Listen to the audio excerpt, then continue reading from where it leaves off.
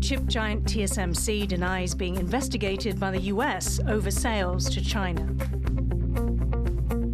外交部长林佳龙即指派亚太师长召见南非驻台代表，表达政府抗议、不满及不接受的立场。 Taiwan's unofficial allies back Taipei in a diplomatic row with South Africa. The military says it has plans in place to feed people during a Chinese blockade, but will it be enough? Plus, former President Trump is looking to make his way back into the White House. We take a look at what that could mean for the future of Taiwan's defense.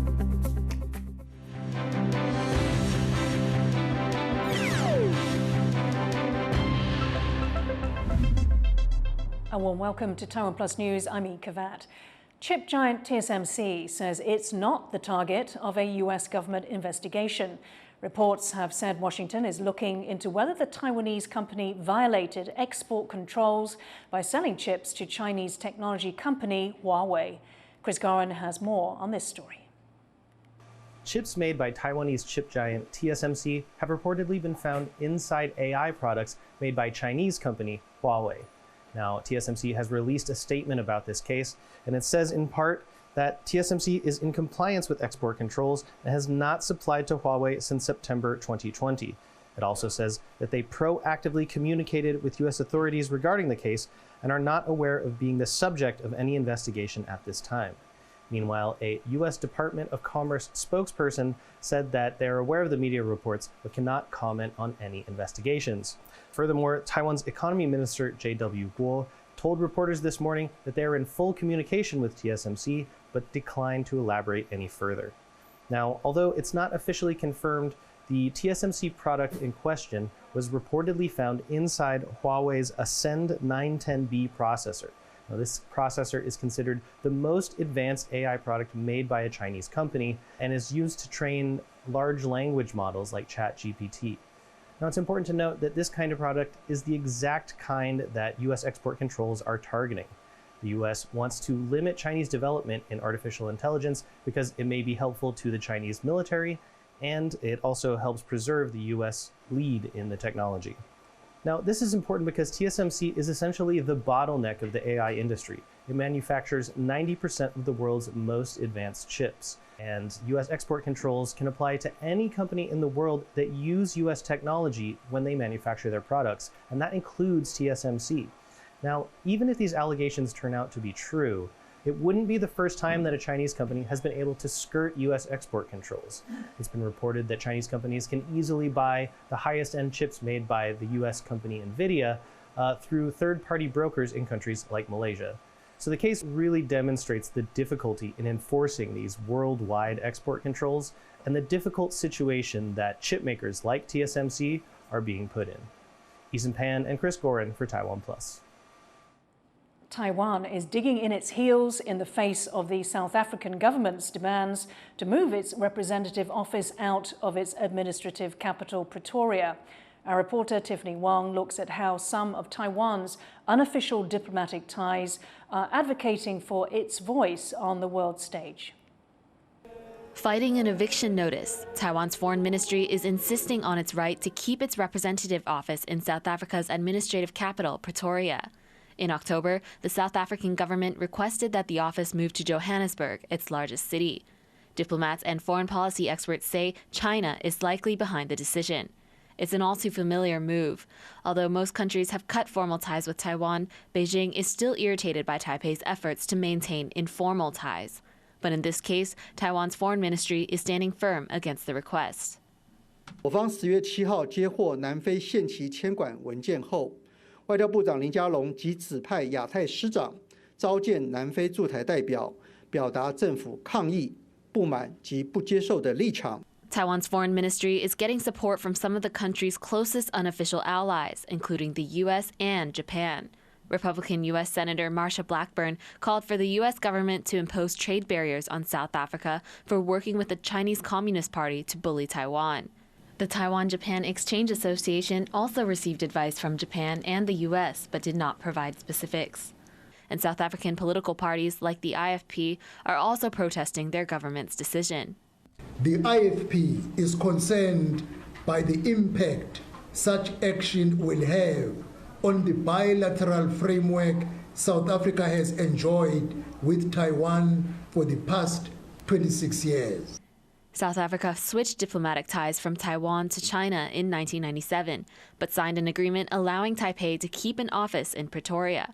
It's typical practice for Taiwan to keep offices in the capitals of countries that it does not have official diplomatic relations with. 非邦交国的这个外交空间来讲，其实是非常的大。我们应该可以利用我们的这个经贸的这个实力，去跟各国去做谈判。 The Foreign Ministry has said they haven't ruled out forcing South Africa to move its own representative office out of Taipei. But with only a week left to negotiate before Pretoria says it'll shut Taiwan's de facto embassy down, Taipei might be left with no other choice than to move out. Patrick Chen and Tiffany Wong for TaiwanPlus.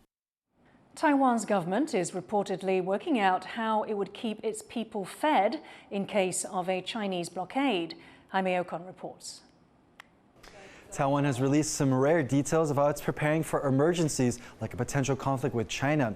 In a report to the legislature, Taiwan says that it's been stockpiling and taking monthly inventories of food, making sure they're spread and stored across Taiwan if China's military encircled the country. Beijing has threatened to take Taiwan by force if necessary. Taking rice, for example, under law, Taiwan must have at least 3 months' worth of rice stockpiles. In this report, it shows that the Agriculture Ministry actually has more than 7 months' worth of rice and is working to build supply stations across Taiwan to distribute food in the case of a crisis. The report also mentions that Taiwan has the infrastructure and ability to support fishing in ponds for more than 3 months. A source I spoke with who's familiar with Taiwan's security policy says whether or not all this is enough is tough to say. They say it would depend on consumption rates during a blockade, meaning food would need to be rationed.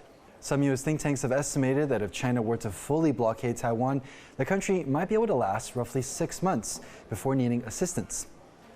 People are talking about the blockade of Taiwan because earlier this month, China conducted a simulated blockade of the country after President Lai Ching-te gave a speech during National Day on October 10th. Taiwan's Defense Minister Wellington Koo said a blockade of Taiwan would be an act of war. The Defense Ministry is not concerned one of China's military exercises could turn into a blockade before the military and potentially the U.S. have a chance to respond. So all this talk about rationing food is more for Taiwan to understand what it needs to do to prepare for a possible blockade, both from a military and from a civilian standpoint. John Su and Jaime Ocon in Taipei for TaiwanPlus. Former President Donald Trump is looking to get back into the White House. But what could that mean for the future of Taiwan? In part 3 of our series Defending Taiwan, we take a look at how Trump and the Republican Party would support Taiwan.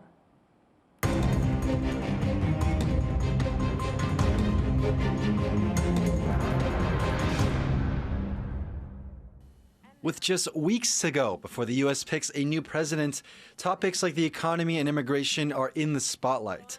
But many here in Taipei are asking what a second Trump presidency could mean for Taiwan. Well, take a look at how former U.S. President Donald Trump answers a question about whether he would defend Taiwan. Taiwan did take all of our chip business. You know, we used to make our own chips. Now they're made in Taiwan. 90% of the chips advanced are made in semiconductor. Taiwan. If China takes Taiwan, they will turn the world off, potentially. This statement, while not true, have left many in Taiwan concerned. Even though the U.S. and Taiwan don't have official ties, Taipei still relies on Washington for almost all of its weapons. TaiwanPlus traveled to Washington, D.C. and Pennsylvania to meet with U.S. and Taiwanese representatives to find out how they're prepping for a possible second Trump administration. Members of Taiwan's main opposition party, the Kuomintang, or KMT, say that a headstrong Trump has them bracing for his return. I think we need to understand that President Trump is a person that will stick with his first impression or a fixed mindset on certain issues. Once the idea is in, it's very hard to push him to change that image or idea. Others say that Trump's bold character could be good for Taiwan, as it could help the country get hold of more weapons. I think it's fair to say that if Mr. Trump is re-elected, that the boundaries around arms sales to Taiwan will expand. With Mr. Trump, we get more unpredictability, of course, and that creates anxiety and concern. He's also talked about defense and how the United States gets nothing back for its underpinning Taiwan security. Trump has been known to be very vocal on certain issues, including Taiwan, which faces the threat of invasion from China. Recently, Trump criticized Taiwan for not paying for its defense, but looking at the numbers, they tell a different story. Under the Trump administration, Taiwan spent a record amount on arms sales from the U.S. compared to other presidencies, spending billions on fighter jets, tanks, and missiles, the majority of which still haven't been delivered. That's a bit different to the current Biden administration, which has mostly provided Taiwan with munitions and maintenance deals. Many in D.C. say that while Trump most likely will continue this kind of support, it's not just him running the show. While under Trump's presidency, Taiwan saw the most ever arms sales, it's his rhetoric on Taiwan that could pose an obstacle. But many analysts say that what he says isn't exactly what the Republican Party thinks about Taiwan. The politics of it are not easy. The economics of it are not easy. Alex Velez-Green is a senior policy advisor with the Heritage Foundation, a conservative U.S. think tank. He says while Trump is more vocal on the war in Ukraine, the Republican Party as a whole would focus more on Asia and what he thinks is the biggest challenge. There are increasingly questions about whether Taiwan can still be defended. And that is a statement about the fact that China has gone full on in its military modernization. It is more likely in a conservative administration that you would see that emphasis manifest, that you would see a conservative administration do more to confront China and deter Beijing than we've seen so far under the Biden administration. He says that in recent years, the U.S. has been distracted by global conflicts in both Ukraine and in Gaza. And if Trump were elected again, it could bring a wave of policy geared towards handling threats in the Indo-Pacific. If you're going to prioritize China, particularly from a military perspective, given scarce resources, it suggests well, you're going to have to do less of something elsewhere. And that becomes the hang-up. What are you going to do less of in order to do more to deal with China? Certainly the Biden administration, Congress as well, they've been very reluctant to find ways to do less in the European theater, to do less in the Middle Eastern theater. And this, many analysts say, will be the biggest difference between a Harris and Trump administration, prioritizing Asia over other regions. But with Trump's history of transactional relationships, there's still a chance he could move priorities away from Asia towards other regions he thinks might be more important than Taiwan. Andy Xue and Jaime Ocon in Washington, D.C. for TaiwanPlus. Stay tuned for our final part in our Defending Taiwan series, where we look at a revolutionary new plan from the U.S. to build drones with Taiwan. U.S. arms maker RTX is reporting strong third-quarter earnings while facing massive fines for defrauding multiple countries. The company, formerly known as Raytheon, agreed to pay $950 million in settlements last week. That's after a U.S. government investigation found that the weapons maker had engaged in fraud, bribery, and overpricing, targeting multiple countries. Taiwan alone was overcharged $250 million in 2 defense deals. Despite this, RTX reported 6% growth in sales compared to the same quarter last year, driven by demand for defense systems amid multiple wars. China and the Vatican have extended a provisional agreement that allows for the appointment of Catholic bishops in China. To learn what this says about China and the Vatican's relations, Harel Hughes spoke to Vatican researcher Thomas Ching-Wei-Du. China's foreign ministry has announced an extension on the provisional agreement to appoint bishops in China. The original deal was meant to be updated every 2 years, but this latest extension is for 4 years. So what can that tell us about relations between China and the Vatican? Yeah, I think from the progress, it means that the provisional agreement has been more stable based on the past few years' experiments. Also, I think the Vatican has abundant experience before negotiating bishop appointment issues with different countries. And it is a provisional agreement, which means that it is still under experiment. Like they have to test whether it works in China. So now from every 2 years, they have to renew the agreement now to every 4 years, which means that the experiment is going well. So it's good news for both sides, because I think from the negotiating counterpart, they all want to settle things down as soon as possible. Strengthening relations with China has been a goal for Pope Francis, but he's also faced criticism for this deal specifically. Why is that? Yeah, because I think most of the people in the world agree that China is not a country with religious freedom. The case in China is even worse under Xi Jinping's governing. Therefore, it will be very complicated for people, especially for those are not Catholics, to believe that or to imagine that how the Vatican would like to sign a contract with China. But I think for Pope Francis, his first priority is to protect Catholics, people in China. So even we both agree that. I think also from Pope Francis' side, he also agreed that now current situation in China, Catholic Church in China is facing very stressful situation. The Vatican is one of Taiwan's remaining allies. Will this deal with China have any effect on that? I think the Vatican keeps its promise to Republic of China, Taiwan. We still have our ambassador in Rome, and we have their charge d'affaires in Taipei for more than 40 years. They also keep aiming for equilibrium on both sides. So we can see that they have renewed the agreement at the end of September, but they announced it only before the expiration of the last one, the last version. It technically avoided showing support for either side during our National Day celebration period. So it escaped from this very dangerous situation. And also, in the early of the month, the Vatican sent its papal representative, Cardinal Tong Hong, to Kaohsiung to support our Taiwan Bishop Conference holding the National Eucharist Congress of Taiwan on October 5th. So they try to manage the balance for both sides, for the cross-strait both sides. That was Harel Hughes speaking with Vatican researcher Thomas Jingwei Du. U.S. Treasury Secretary Janet Yellen says Washington will soon bring new sanctions against Russia.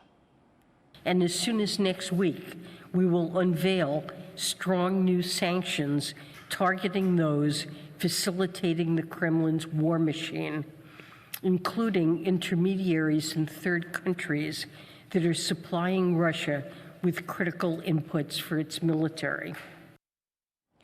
Yellen says the U.S. also plans to contribute $20 billion to a $50 billion G7 loan package for Ukraine, using profits earned from the interest payments on frozen Russian assets. She says G7 leaders intend to get the aid to Ukraine before the end of the year. Japan is set to go to the polls to choose its next government this weekend. But whatever the outcome, it seems likely that men will again make up the vast majority of lawmakers. But some in the race see signs of change on the horizon. John Van Trieste reports. Makishima Karen is back on the campaign trail. She won her district outside Tokyo by a big margin back in 2021. But as a woman in Japanese politics, she's always going against the current. Every other candidate standing for this Sunday's national election here in Kanagawa Prefecture is a man. Makishima's Liberal Democratic Party, or LDP, has promised a more gender-balanced future, with a goal of 30% of lawmakers being women by 2033. Coming from the party that's long dominated Japanese politics, that's significant. But this year, women make up just 16% of its candidates, something the party says is due to a high number of incumbents. Makishima says there's work to be done. 今回その 30% にするという目標を掲げて初めての国政選挙となりました。衆議院選挙においてどれだけ女性議員を新たに誕生させることができるか、また現職の女性議員私も含めて全員当選した上で新たに加わる方を増やしていく、これを続けていかないと女性議員 30% ならないので。 Social attitudes help explain why so few Japanese women run for office.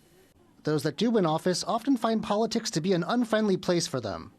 A Cabinet Office survey of lawmakers found around 58% of women had been harassed, either by members of the public or colleagues. That's compared to just around 33% of men. But Emma Dalton, a specialist in gender inequality in Japan, says another problem is the ruling LDP itself, despite its 30% goal. It's a catch-all political party, but it does represent a certain sector of the population, and that is an elite strata of men from certain families, from certain universities.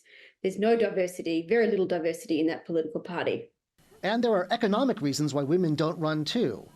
And so women are quite poor in Japan. They're in low-paid jobs. They're in marginalised financial positions, which makes it very, very difficult to think, oh, I'll run for office. You have to be in a very privileged position financially, economically, to decide to run for office. But back on the trail, Makishima Karen isn't discouraged. She's won before, and she thinks more women will win too. Maybe not this election, but further on as times change. 政治とはどうあるべきかという見方も多様化していますから、それを受けて候補者も多様化していく、その過渡期に今はあるのではないかなと思います。That would be a big change in a country where just 10% of the lower house is made up of women, where just 2 women hold cabinet posts, and where women seeking office still face big obstacles. Joseph Wu and John Van Trieste for TaiwanPlus. HIV was once one of the most feared diseases in the world, and while advances in prevention and treatment techniques are slowly bringing it under control in Taiwan, a heavy stigma still surrounds the disease, Rhys Ayres reports.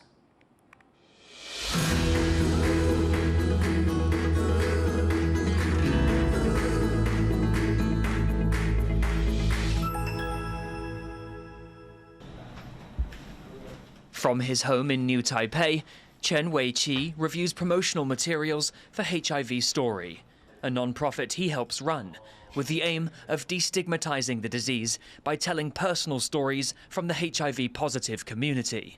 And Chen has his own story to tell. Now 32, he's been living with HIV since 18. 去确诊完，哭着走回家之后，我的室友们是在，我们就有住在某一个人的房间，某个室友的房间里，然后大家那天是一起睡觉，然后我们也没有多谈这件事情，但是就是所有人会陪着你一起去走过这件事情。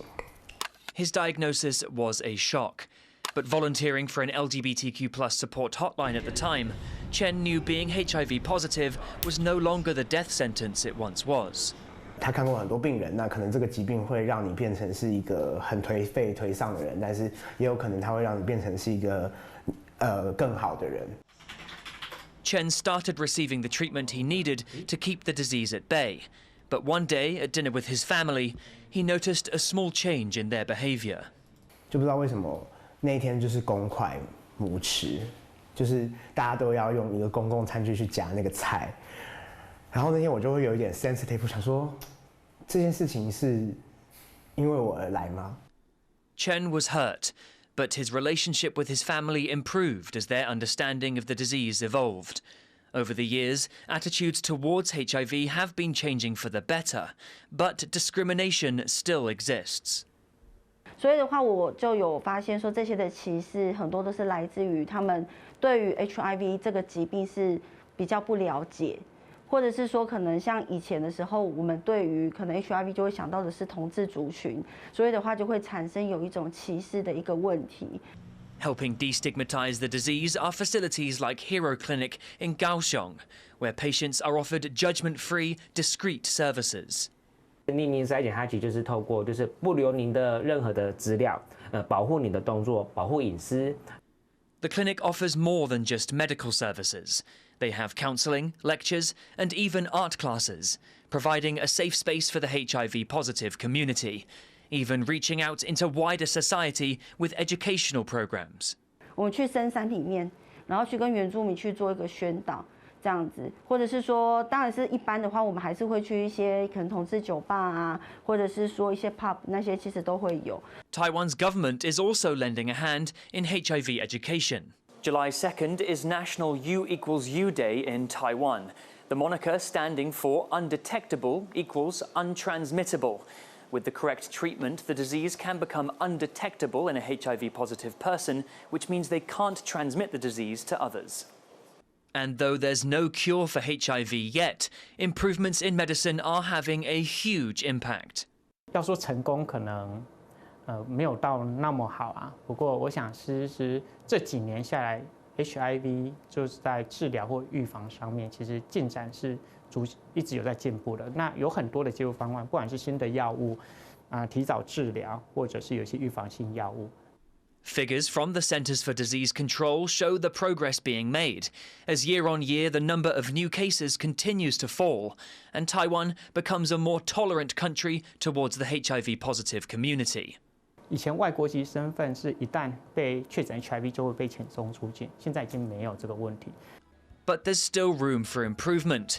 While treatment is subsidized under Taiwan's national healthcare system, preventative medicines, key to beating the spread of HIV, are still expensive. 这个药费其实以原厂药来说，其实是不便宜的，所以有一些人就会因为价格的关系就不会来拿药这样。 While research is still ongoing, for people like Chen, the progress already made in treatments and attitudes has been literally life-saving, allowing them to lead normal lives, barely burdened by what was once the most feared disease in the world. Ryan Wu, Alex Chen, and Reese Ayres for TaiwanPlus. Tune in again tomorrow for more coverage of LGBTQ+ issues in Taiwan as the country prepares to celebrate Pride. Thank you for watching TaiwanPlus News. Finally today, check out this blind surfer from Germany taking to a wave pool as he prepares for an upcoming para surfing championship. I'm Yin Khvat. Take care. See you next time.